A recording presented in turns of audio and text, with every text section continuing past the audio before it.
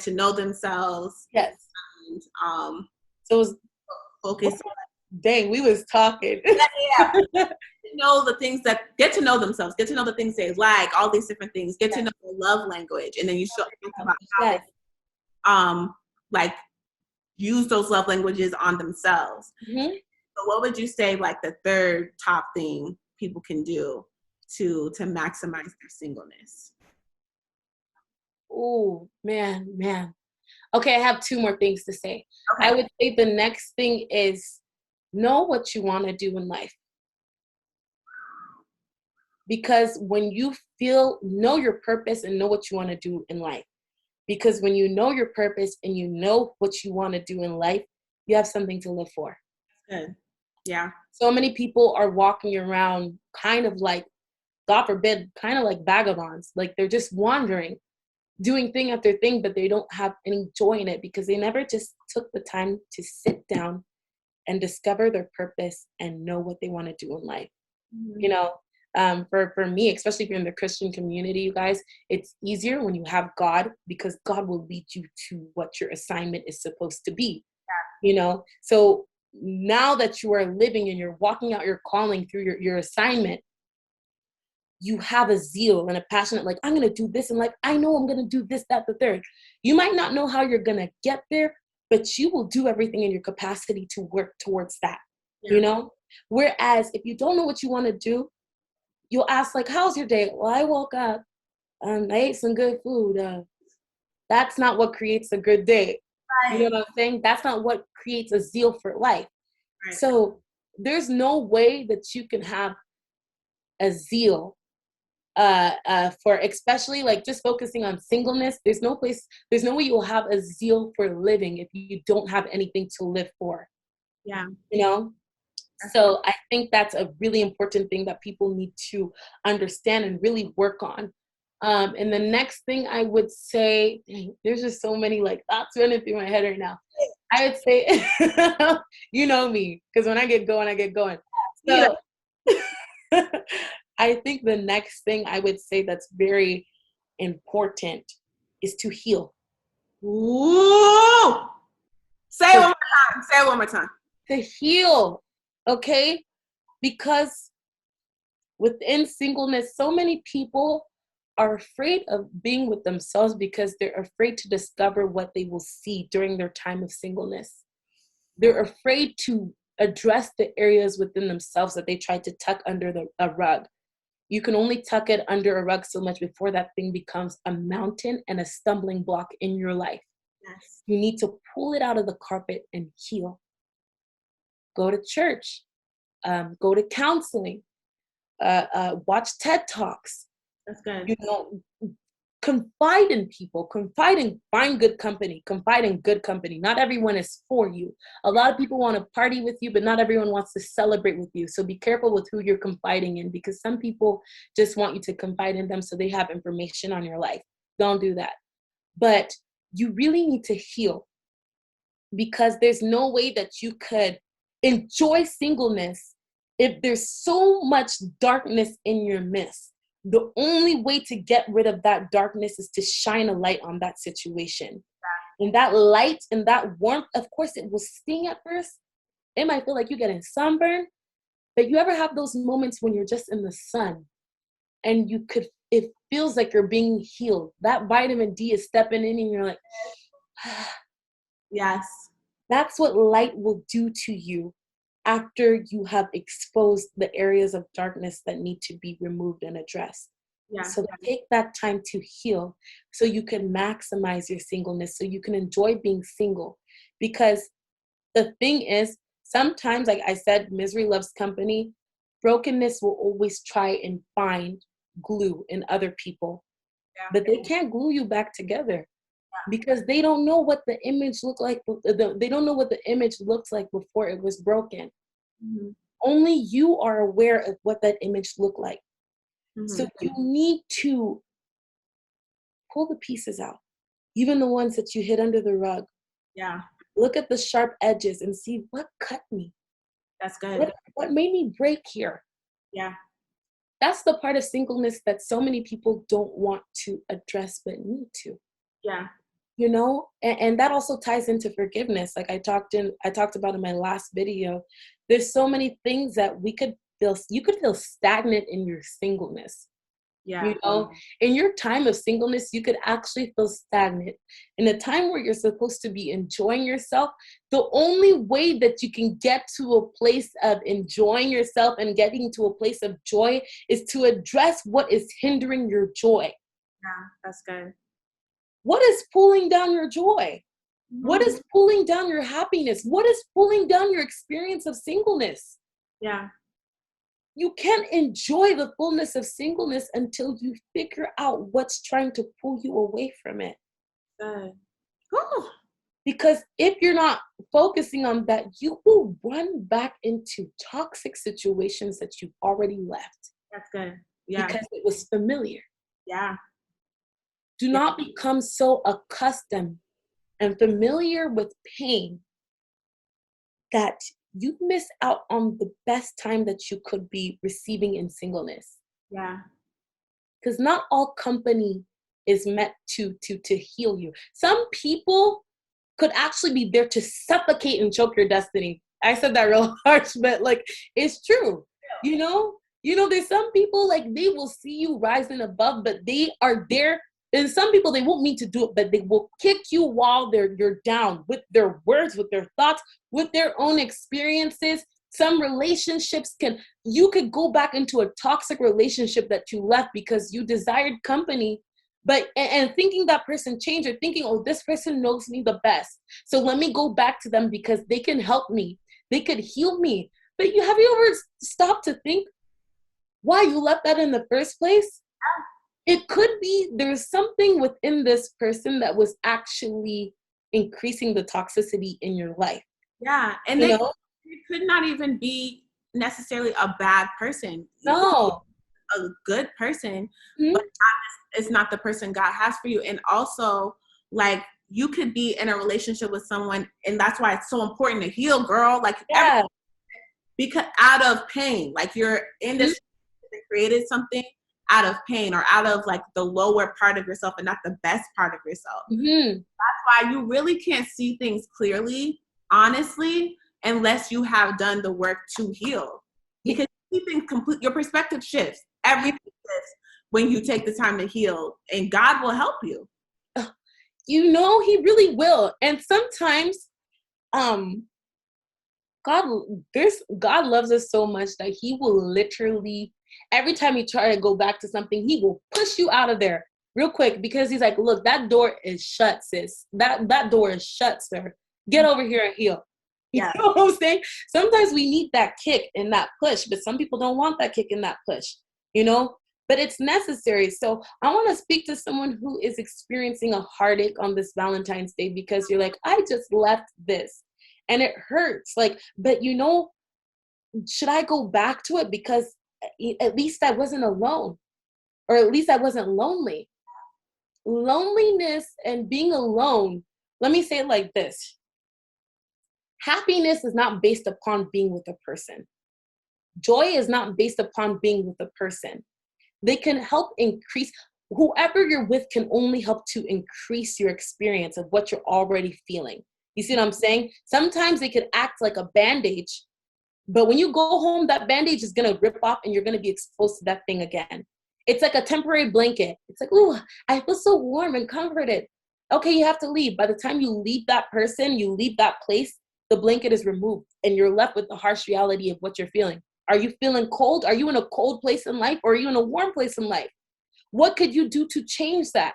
You know? And the thing is, I also want to say this. I don't know who I'm saying this for, but I'm picking it up. There are some people that you've broken relationships. You've broken something that was good because you didn't take the time to heal. That's good. And because you didn't take the time to heal, now that person that you also broke, in a sense, or you contributed to pain, has to go back and find a way to heal themselves. Do not create a path of shattered glass. That's good. Don't do that. Some of you know that you need to be alone during this time, and you're like, okay, like, and this, I know this sounds harsh, but it's the truth. Some of you know that you need to be alone right now, but you're like, okay, well, I'm bored. I'm just trying to Netflix and chill. I'm just trying to do this, that, and the third. But you don't know who you're breaking in the process. Yeah. You don't know who you're breaking in the process. And then you go back and you're saying, oh, why am I still single? Why am I still this? You know what? This person wasn't ish anyway. This person wasn't on that. They did this, that, the third. If you're finding yourself constantly saying, oh, this person wasn't it. This person wasn't it. Oh, this. What are you doing to attract those people? And what was your hand in that situation? That's good. That is where healing needs to take place, because especially in a place of singleness, if you keep going someplace and coming out of it, going in and coming out, the more you come out, the more pain and hurt that you have here. Be single and allow yourself to actually heal properly so that you don't break other people, and so you don't come back more broken than when you left. Right. Went on a tangent, but I mean, healing is, whew. I mean, you just said so much. You said so many great things. And I feel like out of everything you said was so important, but I think like this part is probably one of the most important things, because I do feel like even when people are single, meaning like they're not in a committed relationship, I know some people have some different definitions, but that's kind of like what I'm talking about with singleness. Even when people are single, they can still be talking to different people, like, having what we call situationships. I'm talking to this person, or, I'm talking to that person. Now we're not talking. Now we're talking to this person, or you're going from relationship. A lot of that is out of avoiding yourself, avoiding the comfort of being alone. And then when you say bored, like some people, are with certain people out of boredom or seeking other people because of boredom. And I can relate to sometimes when you're feeling like, well, I just want, I just want something. Yeah. Whatever. And there's anything necessarily wrong with desiring to date, desiring to meet. But for me, when I hear all of the things, especially you just said, Becky, of all the things that people can do to maximize their singleness, how can you ever be bored? You have so much work to do. There's so much to do. Like, we have so much work to do on ourselves that we don't have time to be bored, and we don't have time to entertain relationships that are not, when you are really in tune with yourself and in tune with God, when you know why you're placed here on this earth, like you said, know what you're called to do, knowing your purpose, being about your Father's business, what your likes, your dislikes are, your healing. You don't have time for foolishness. Look. Time to entertain nobody. Your time is, and that's the thing, people, time is of the essence. Precious. Time is the most important thing, one of the most important things in this life. It is something that is more valuable than money, because we can never get our time back. So you don't want to, there's things you can learn from different experiences, but there's certain heartbreaks that God never wanted you to have. And you knew you weren't even supposed to send yourself into that heartbreak. That's why I say, like you're saying, time is so precious. That's why I say, and also, to be honest, it's okay to date. Like, no one's saying don't date, but date with purpose. My God, don't just be dating aimlessly to be like, oh, okay, yo, did you see the 6-pack on this one? Yeah, I did, but did you see the 6 figures over here?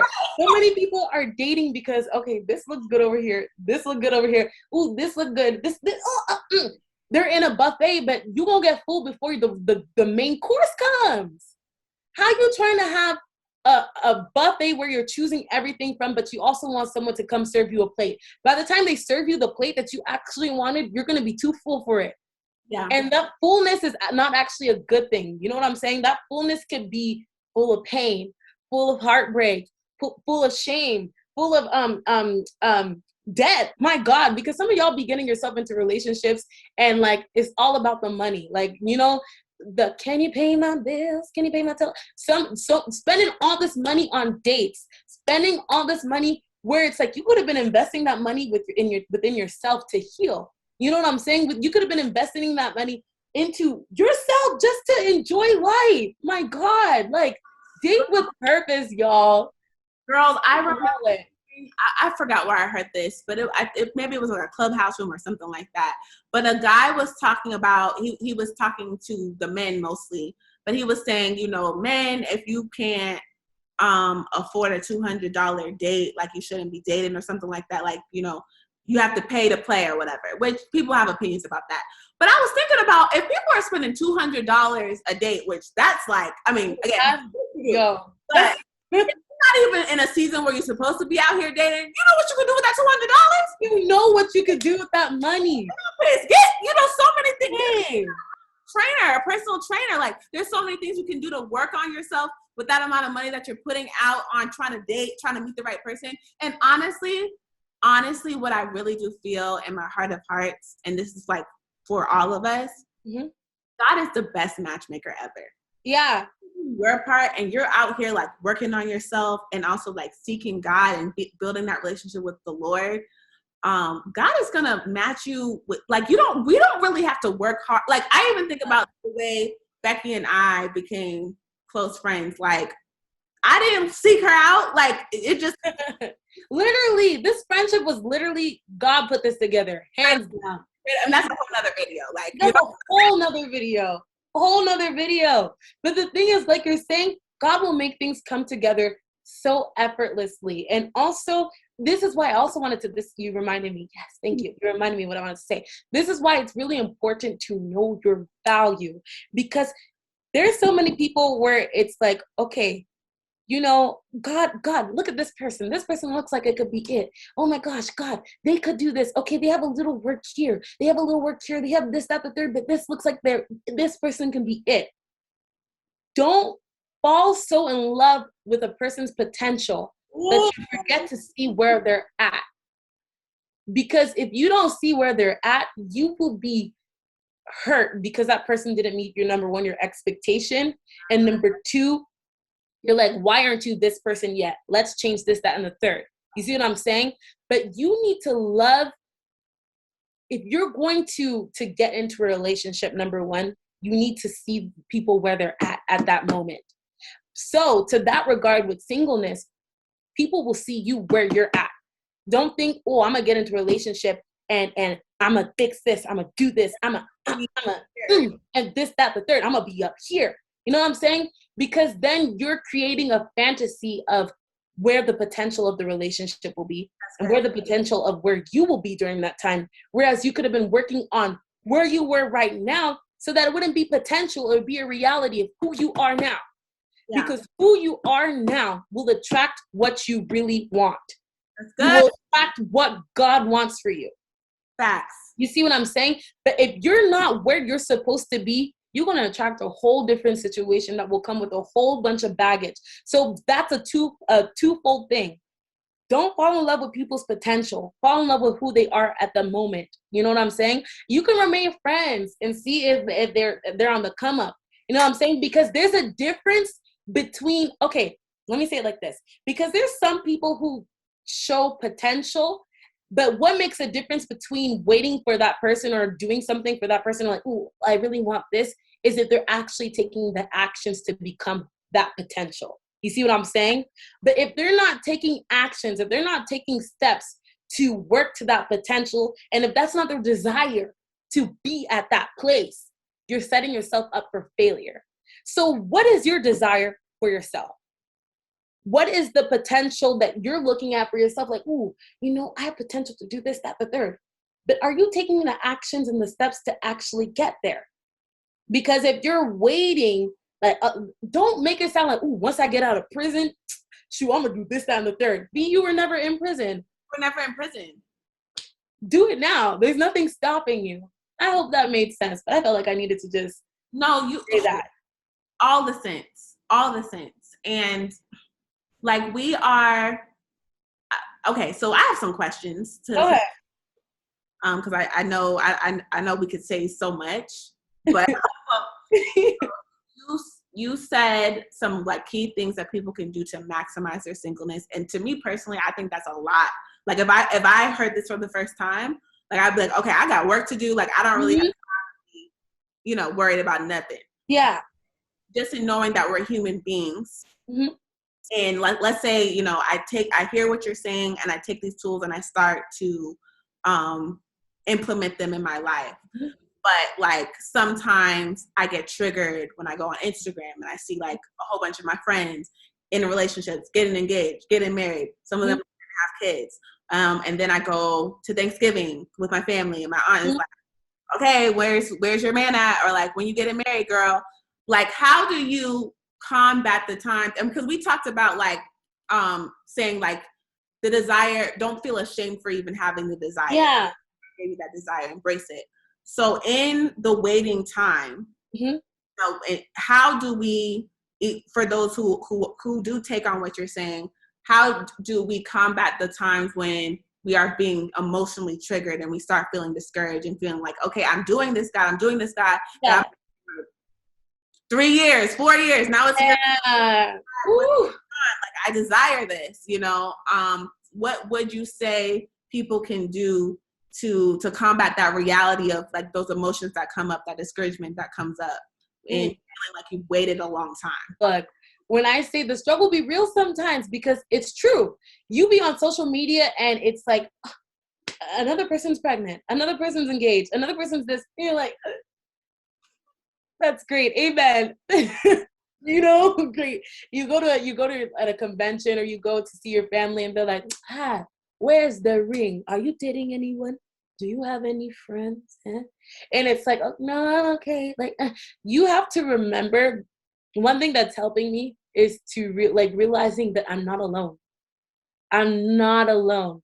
There's a lot of people out there who are single. There's a lot of people out there who are waiting. There's a lot of people out there who are waiting on the right one. You know what I'm saying? But knowing that you're not alone will always make the journey a little bit easier. Even with that, it's just, there's so much I could say. There's so many avenues I want to take with this, but also knowing that, allow yourself to feel it in the moment, but don't dwell in it. You know what I'm saying? Because so many people try to tuck it aside and be like, oh, okay, that's fine, whatever. I don't need that to be me anyway. Blah, blah, blah, blah, blah. You know what I'm saying? No, you feel it. You just have to be like, okay, God, like, you seeing this? I desire this, but I know you're going to give it to me when the time is right. I know that I'm working towards getting my best self and showing my best self and being my best self, so that when this comes, I will be more suitable to take care of what you're presenting to me, to cater to that relationship. Sometimes just speaking to yourself and affirming yourself and affirming your faith and what you know you will be promised or what you know that you will receive is actually very important, because sometimes people will see it and they'll be like, and they will dwell in it, but they don't affirm, this is coming for me too. Exactly. I'm gonna have this soon. This is coming for me one day. Like, I know, God, you promised it. The thing is, if God told you, if this is a desire that you have, God will meet your desire. Just continue to hold the faith.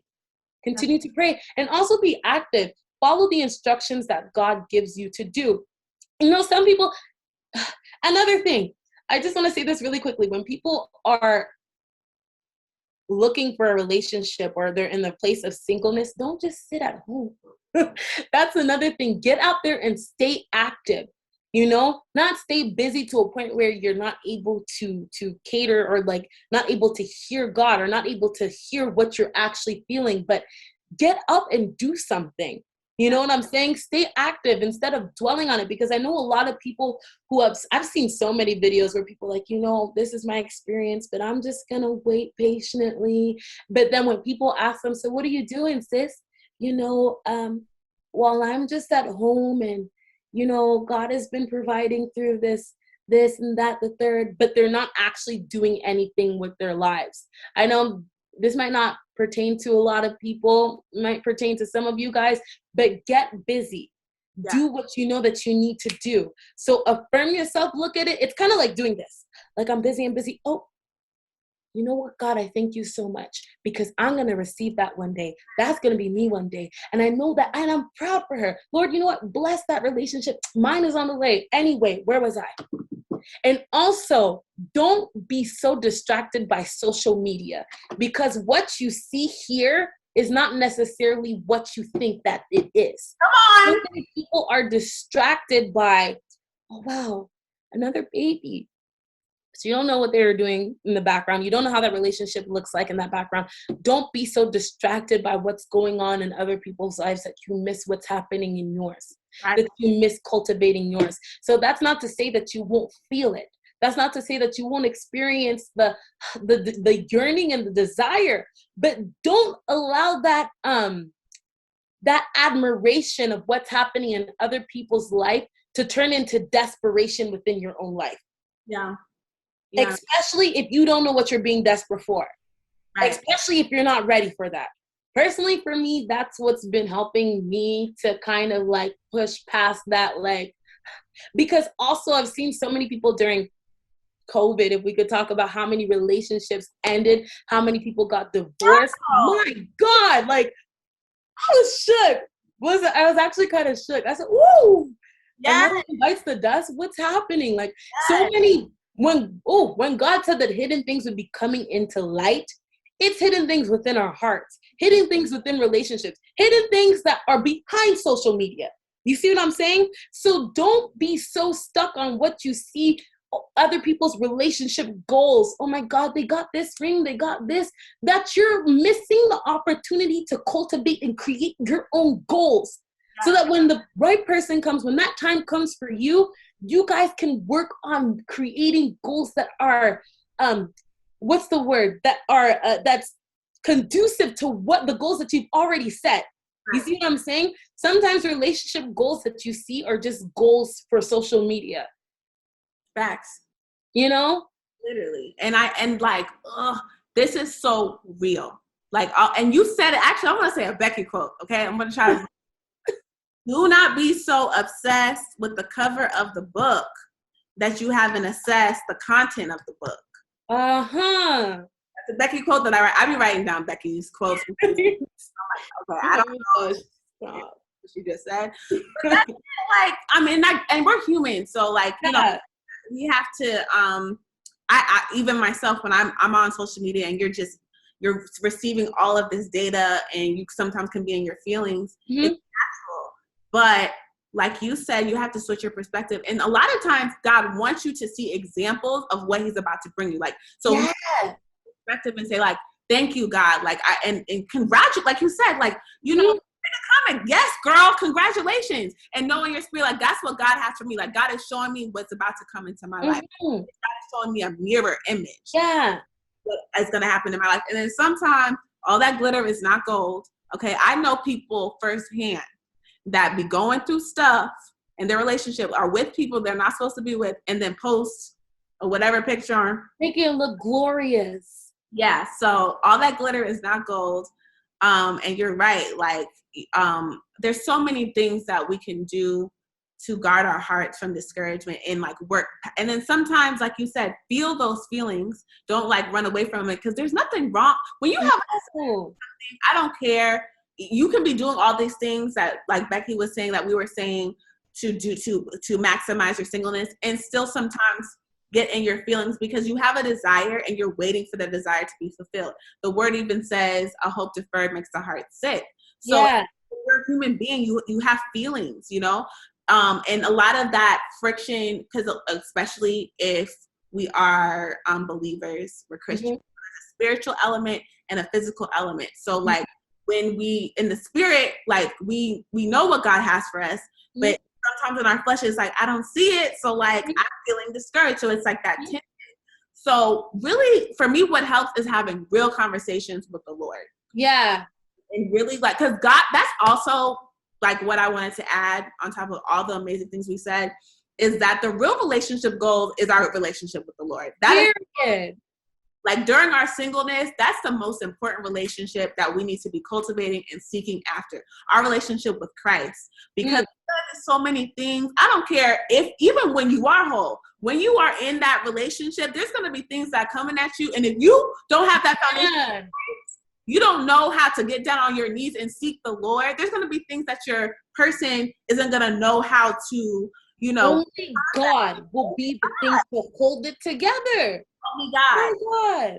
Really having real conversations with the Lord and like telling God, this is how I feel. You know, you told me, you promised me this, but then this is what I'm saying, or this is how I'm feeling. And just like really cultivating that relationship with him, you know? And I do think that sometimes people can sound weird. Like, I think like, you know, they call it like purity culture when they're like, you know, date Jesus, like the way they say it.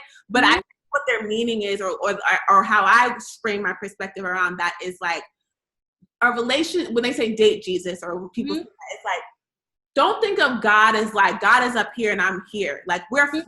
We're in a relationship with you, and you're talking to me. So I need to spend time with you. I need to get to know you so that I can get to know me. You created me.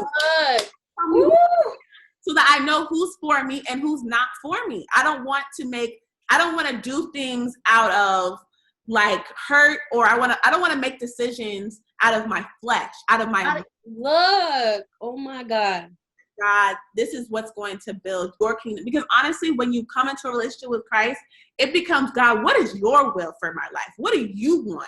You know what I'm saying? Like, this looks great, but what do you want from me? And also period. And also knowing that Jesus is the one that knows us the best. So he knows our desires. He knows what we want, and he will lead us to where he will lead it to us.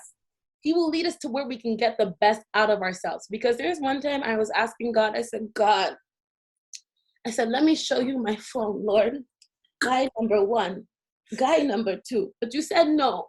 You said no. This person was not it, Lord. And this, you know what I'm saying? Like, you could be going off, and sometimes in your roughest moments where you're feeling like, God, this hurts. Like, this sucks. Like, I'm tired of I want companionship. There's moments where that happens, but it's understanding that you're cultivating the story behind the glory. Man. You know, because there's so much that happens within our private time and within our private time with God that will help people come out of their own situation. You see what I'm saying? There's no way that you could advise people that, I mean, through the wisdom of God sometimes just downloads things and you'll be able to, but there's some steps. I think it was like a while back ago, God gave me the understanding. He's like, yeah, you don't have to go through this step, and this step. I'm like, okay, so why are you putting me through it? He said, you're going through these steps because you're going to bring all of these people out of that. You know, you don't need that step, but they need that step. So I need you to go through this step and understand this step so that you will be able to better help those people that are struggling in this area. Help this person that is struggling in this area. So sometimes what we're going through isn't even about us. It's about who we are and who we're going to be, you know, and that's the sad truth about it, but also it's the great truth about it. There's some things, this is why you need God, because God will help you to understand the season that you're in, why you're going through some things, and he will even encourage you, and he will show you who you are. You know what I'm saying? If you're looking in the mirror and you're going through a time where it feels like all doors have been closed towards you, it feels like everything and everyone is working against you, it feels like no one is for you, it seems like no one is seeing you, it feels like you're hidden, it feels like you're not seen, that's when you go to God and God will show you, no, baby, you're not ugly. No, baby, you are desired. But I'm hiding you. I'm preparing you. I'm trying to get the best version out of you. The story behind the glory. So when it makes the glory shine even further and a further distance to more people, you know? And the same thing happens because I look at all these amazing relationships. If you think about Megan Good and Devon Franklin, oh my gosh, even one church, Pt and Pastor Sarah, like hearing all of these people's like relationships, and Adrian Bailon, Israel Houghton, all of these people's relationships, how they came together. It's not that they didn't have their own experience. It's not that they didn't have past relationships. It's not that they didn't get hurt. There were times where they were by themselves and they were probably feeling like booty. They weren't feeling good. But look at their platform. Look at who they have become because of the situations that they've gone through. Look at how they're able to best aid people. You know what I'm saying? Even when they have children in their future, when people have kids, like you'll be able to tell your kids, oh, baby, like, I see what let me tell you a story. You know what I'm saying? You're able to help people out of what they've been through. But you can only truly understand that mindset and keep that positivity through faith. So another thing during singleness, I think it's really important for people to truly work on their faith, work on their relationship with God. Yes. You know, cultivate that. Because there's too many people trying to fill a God-sized hole with people. Ooh. And when that hole isn't truly met, it's met maybe a third of the way. You feel like, oh, there's no one for me. Yeah. I will never find what I'm looking for. But it's because that emptiness and that desire that you're feeling that you are trying to close off or to fulfill, you're using the wrong source. You're using the wrong person. You're using the wrong thing. God is supposed to fill that place. That's so good. Woo! Woo! That is so good. God is the only one who can fill voids. Yeah. And I think like, and that's why it's important for us to do, like you said, Becky, one of the key things to do while you're single is healing, because then you can start discovering like, oh, this is a void here. Yeah. You know, this is something that I feel like I missed out on. Like I know for me, when I used to really struggle with like embracing my singleness, I was trying to get like, even when I was going on dates with people or like, you know, entertaining whoever, I was like discovering like, okay, so it's not that like, because I'm not interested in these people and I know these people aren't. So like, it's not that I feel like I need to be in a relationship. Like that's what I need. I discovered like, as I unpacked it, that like, oh, like, because I feel like I didn't have the family unit that I wanted growing up, I feel like I'm trying to find that I'm trying to fill that void and create something for myself. And I had to realize, like, first and foremost, like, maybe I didn't have like what the picture perfect or what people would see as an ideal family situation, but that was the situation God wanted for me. And there was so much beauty in it. And like, all that to say, it's like, it goes back to saying like, we don't lack. So we don't know what we feel like we're avoiding or what we see as voids in our life until we unpack and heal and see like, okay, why am I trying to fill this up with someone? And what is it that I'm trying to fill? And how, if that exists, how can I allow God to fill this void? Because like you said, like, we came here on earth as one person, and we belong to God. Period. Belongs to God. So he's the only thing that can fill any emptiness inside of us. And to be honest, knowing God will position you to know how love is supposed to look like. Yeah. Because there's so many people trying to sort out how love is supposed to be like. You know what I'm saying? Especially when, you know, I always hear people say, love is in actions. Love is in actions. But if you're only equating love to actions, you will find yourself looking for help and not for love. That's good. That's facts. There's so many people getting married because they need help, not love. But the thing is that they don't understand is when it's love, and then when it's love through God, help is within that love, but it's not just help. There's more that adds on to it. Does that make sense?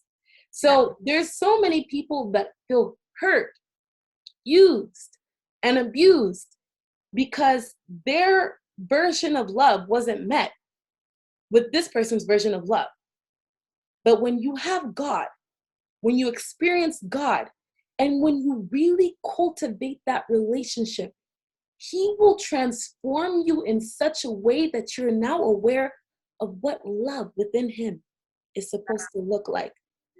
You become acquainted because of how it feels, how God works through you, how He moves through you, the presence of God that flows through you, the acts of service, really understanding how Jesus operated, understanding how these people operated will help you to understand how love looks like and how it's supposed to look like. And to that regard, there's so many people they don't really want that smoke. Let me say that because people be looking at these Bible stories like, where's my Boaz? But none of you want to do what Ruth did because God knows. Like I said, God, I know that's not love. You would not catch me doing that. Ruth was over here sitting by the side of Boaz's bed like this, talking about, hey, honey, so my auntie over there, she said you should be my baby daddy because I'm by myself. And so what she gonna do? Man, the humility. No one wants to talk about what Esther had to do. No one wants to talk. If you think about these stories that people are over fantasizing, you know what I'm saying? They're making that like, oh my God, love, this, that, the third.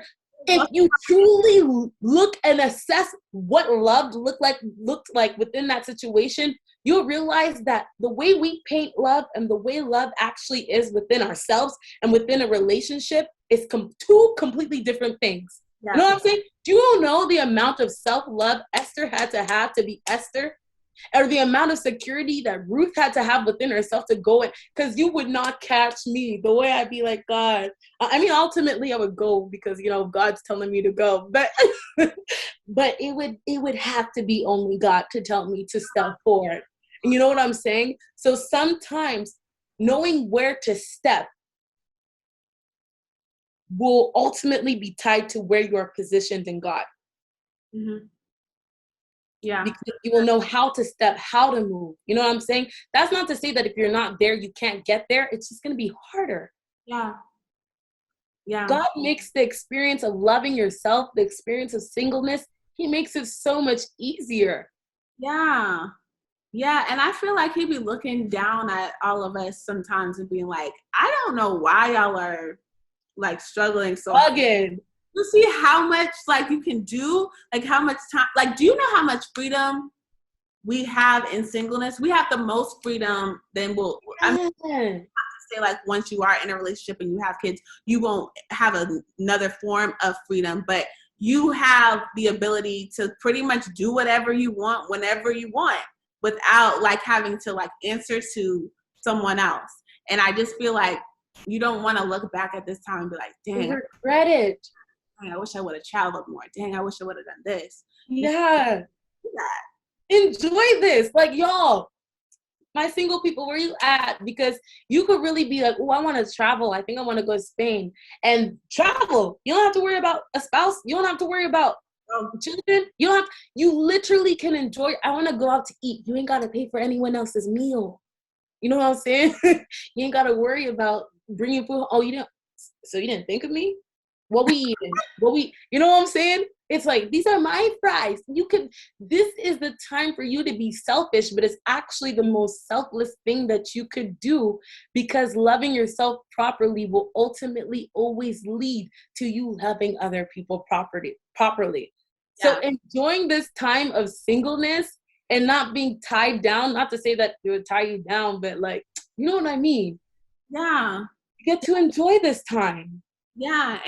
And I think also, I mean, and you said it, we said it already, but like, you know, God, especially when it's in God, like, cause again, the way the world does relationships and like, you know, what God has, and, you know, and not that you can't get anything from out of this if you don't believe in God, but like when you are doing all of the things that you're speaking about to maximize your singleness, one of them is going after your purpose. Mm-hmm. God, when it comes to companionship and marriage, like you said, it's deeper than just love. God has an assignment for that relationship to maximize his kingdom. So you only know, is this person like, am I supposed to like do purpose with this person? If you're talking in purpose too, you know what I'm saying? You don't want to like someone prematurely and be like, I don't know if I'm supposed to be like, how are you supposed to know if you ain't rocking in purpose already? And go after God. And I think there's like some saying where it's like run after God, and then and you look over and someone's like keeping up with you, like introduce yourself. You know what I'm saying? Like, because it's like you guys are complementing each other's purpose and not like bringing even out your purpose even more versus like, you know, you having to compromise or settle the things that God put in you. And it's just there's so much work to do with that, where I feel like it's people find themselves struggling sometimes with like the waiting period, because again, it's natural when you're waiting on anything. You can get it's just not it's to be antsy. Especially like nowadays, if you like in your 30s, 40s, whatever, people are like, you know, what's happening? Are you even like, hey, like I want kids, like what's happening? Use that emotional energy and shift it towards yourself, shift it towards God, and like make yourself a project. It's like, you know what I'm saying, where you set goals for yourself every week, like, you know, and again, like I'm sure a lot of people do this, like especially in the top of the year, make a vision board, but really get excited about like building yourself and becoming is a whole thing. Bruh. Whole human, like you're becoming who God wants you to be, and that's exciting, like, you know, so like be excited about that and know that like in doing that, God is like setting things up, like everything is a setup. And like you were saying, Becky, like about a season of maybe God is hiding you on purpose, like maybe like your singleness is like God is like, I need you to be single right now. If you think about it, sometimes other people can be a distraction, not even if they are the person for you. If it's the right person at the wrong time, it could be a distraction, and God will focus on this and like build this up so that by the time this person is ready, you guys can just like shoot up. Versus, you know, you're focusing so much on like, where's this person, or I want to be in a relationship, that you're not building this up and you're unprepared. So God could literally be like, you know what, I'm literally putting a veil over you right now. Ain't nobody gonna be checking for you. I really need you to focus. I can't be distracted. And that's real. And what you're saying is so important too, because singleness is your foundation. So if the foundation isn't stable, if you're trying to build on top of that with another person, it will crumble because the foundation wasn't stable. And what do I mean like by that? So if you get into a relationship, like Melissa, you're talking about purpose. You're talking about kingdom. You're talking about knowing your assignment. You could go, say, let's do it this way. Say you are called to be a dancer. And you over here like, hey, what you know about this? Ha! But this other person is a professor, or this other person is a pastor. This other person has a different occupation, but they're like, baby, you need to change your job because I'm not rocking with that. But you're called to be a dancer. You're really called to be out here actually moving and doing. That is what you are destined to do. If this person is stifling what you are called to do, it's low-key killing you slowly, if that makes sense. Because if you're not able to do what you were sent to do, you are going to feel like you're being diminished. You can fall into a depression actually if you're not doing what you're motivated, what you were purposed to do. You see what I'm saying? But had you been by yourself, working on the foundation, working on your singleness, understanding, adjusting, tweaking, doing what you need to do in order to make sure that that foundation is set, when the right person comes in, or when you're working, say you go on a date, you're able to compare and be like, okay, so what do you want to do in life? What is this? How are you working towards this? And you'll see where the pieces aren't aligning before you get into this. That's not to say, for me. Man, it really makes it easier. That's not to say, because some people might get married and get into a relationship and now they have to tweak that. It's not to say that it's not doable. It's definitely, you're able to adjust that, but it's gonna take work. Whereas if you had started from the beginning to be able to just know who, like, you know, fall into it. How I want to say this is, know who you want to be and know who you're called to be.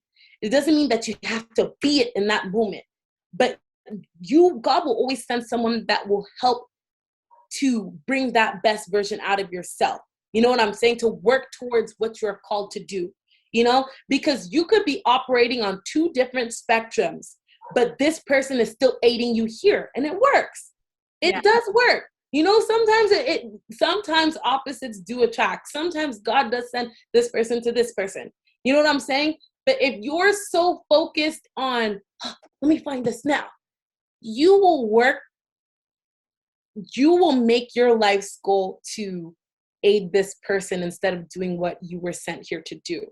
You know what I'm saying? So you never want to make them your everything, that you lose sight of being someone. Right. That makes sense. I hope I made sense by saying that, but I feel like so many people, because there's so many people that kind of just go into it thinking like, oh, let me cater to you. Yes, you're supposed to help cater to them, but you're not supposed to lose sight of who you are and lose sight of what you're supposed to be doing. So when she's talking about kingdom, that's where it ties in, because if you end up with the wrong person too, dang, the way what you're called to do will just end before it starts. Right.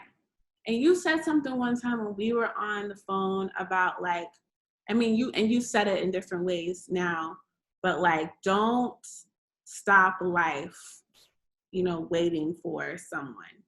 Yes. Like that can relate. Again, we're talking about singleness. So, honestly, you're not even waiting for someone. Like when we're single, we're not even waiting. We live in a realm of time. Mm-hmm. God doesn't live in the realm of time. So whatever God says is already done. So yeah, we live in the realm of time. So things have to unfold. Mm-hmm. Things have to unfold, and there's certain things that have to take place. But if you're abiding with God and you're doing what you're supposed to do, things are just gonna organically come together. Happen, yeah. And I think the biggest takeaway for me with this and like the other conversations that we've had like this is like, don't pause your life. Yes. For something. Like, don't be like, if you're at a doctor's office and you're waiting for the doctor to come, don't just be like sitting there, just like if you're in the waiting room and you're just there, like it's boring. Like, or like while the doctor is calling you, go outside and eat something. Like, make your life fun. Life is beautiful. Look, stop waiting to live life. You need to live. Stop waiting on a person to live your life, thinking that person is going to make your life. You know what I'm saying? Because it always reminds me of this story. I think it was in The Pursuit of Happiness, where it was like, and also God has given you all the tools for you to actually just live and to move. It's just now time for you to actually move and do it. If you think about it, like this story that I heard in The Pursuit of Happiness, which I always thought was so cute. It was like Jaden was talking to Will and was saying about how this person was drowning, saying, help, help, I'm drowning. And a person came by on a boat saying, do you want to get on this boat? And then they said, no, it's okay. I'm waiting for God. He's going to save me. And so then the boat took off. 20 minutes later, another boat came. And the guy was still drowning. Talk about help, help, I'm drowning. And another boat came, and this boat said, hey, do you want to get in this boat? Like, we can help you. No, God's going to save me. Don't worry. A helicopter comes by. Help, help. And this person doesn't want to even go on that helicopter. Finally, the person just drowns. And then he goes to heaven. And he said, God, why didn't you save me? He said, boo, I sent you 2 boats and a helicopter. There's so many things happening in life right now that God is putting in front of us in order for us to just live and to enjoy life. But we're waiting. Yeah. We're waiting on something. We're waiting on a certain person. We're waiting on a certain thing, but you're forgetting to live life. So when you get to a point, and that's the thing. That's what I wanted to say. Don't allow yourself, because if you are waiting, but if you're quote unquote waiting to live life and you're not enjoying life and doing what you need to be doing, you will get into a relationship and already have resentment towards that person because you're like, oh, I didn't get to do this. Oh, I didn't get to do this. But the person's like, what stopped you? Yeah. I didn't know you. So why, you know what I'm saying? But you never want to go into something with resentment or feel like you have regret because you didn't live life when God allowed that time for you to live and put opportunities and job offers and events to happen in front of you so you can live life. Sometimes people don't understand that when they're waiting for movement, seasons, and everything that happens, time is in events.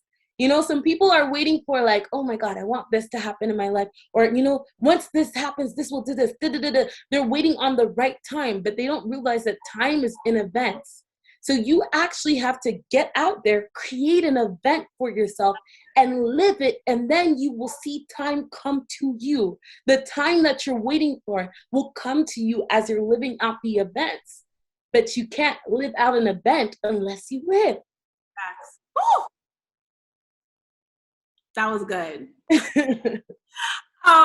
Well, girl, I mean, I feel like we should close it on that because I feel like Yeah, because we can have a part 2, part 3, part 5. so many, like the answers to a lot of my questions, you gave so much richness. And again, like the point of what we talked about is like for people to walk away with practical things that they can do. And I feel like I learned so much. So I learned from you. You're over here dropping gems. thanks, sis. I try. Okay. But yeah, I mean, is there anything that you would want to leave people on, especially like since Valentine's Day is coming up? Like, what would you say that people should do to celebrate, that day, or how they should, combat that day as a single person, not feel in their feelings if they're not with someone yet? Got it. I just want to tell you guys, congratulations on being single. Enjoy this time. You are beautiful, and you are in the most beautiful, crucial, immaculate, treasurable, desirable time of your life. Live it, enjoy it. You have an opportunity to discover yourself. You have an opportunity to try things that you've never done before. You have an opportunity to breathe air from a different place. In Mexico, in Hawaii, California, if you've never been, you have an opportunity to laugh. You have an opportunity to just live in a different way. Don't think that because you're not in a relationship that your life hasn't started. Life has already started and it's playing out in front of you. Move with life. Don't move against it. You're not in prison. Singleness is a choice, as Melissa has mentioned earlier. So know that your singleness is a choice, that everything that you're doing right now is for you to be your best self. So heal, okay? If you need to cry, if you need to get over a heartbreak, go ahead and cry it out. But when you're done with that, don't forget to forgive. Don't forget to heal. And don't forget to discover who you are after that pain has disappeared. Because after pain leaves, growth comes. Because you now have a new understanding. You have a new insight, new wisdom about a different event that you didn't have before. Okay? So your singleness is a gift. Okay? I want you to go out, enjoy yourself. Give yourself, go to Red Lobster if that's your favorite place. Go to, what's another place? Go to Sugar Factory. Get yourself some In-N-Out. Whatever it is that you want to eat, don't wait for someone to take you there. You can go get it yourself and enjoy that time. You are so lucky. You're so blessed to have this opportunity and to have this knowledge of that a lot of people didn't have during their time of singleness, so that when you get into a relationship in the future, whenever that time is, you could be like, I lived. I enjoyed this last chapter. Wow. I'm excited to see what this new chapter holds. The thing is, a lot of people have been flipping through pages and waiting for the book to end. But the book will never end. It's the book of life. It's just up to you to discover and to create a new chapter. Yeah. So you can end the old chapter of how you viewed singleness and enter into this new chapter and call it self-love. Call it self-discovery. Call it cultivating intimacy. That's good. Call it living, because that's all you're doing. You're living. Don't wait to be alive when you're already alive. Live life and enjoy every single moment of it so that you can look back and have stories to tell, so that you can help people who felt like they were broken discover that they were never broken. You could help people who thought they were broken understand that they weren't broken. They were just lost and they needed to be found. Yeah. But first, find yourself. Find yourself so you can point people to where the lost and found is so they can find themselves. That's good. Happy singleness and enjoy it. That's what I have to say. I mean, I think the mic can be dropped. Nothing else needs to be said because everything was just said. And yeah, everyone enjoy your Valentine's Day. Enjoy your 2021. I really feel like this is a year of so much discovery for people. So I don't know. I'm just really excited. I'm excited too. Look, I really enjoyed this time with you, Melissa. Thank you for doing this with me. Ooh, this is amazing. This is, we have to have like, we're going to have to do like different topics and actually come.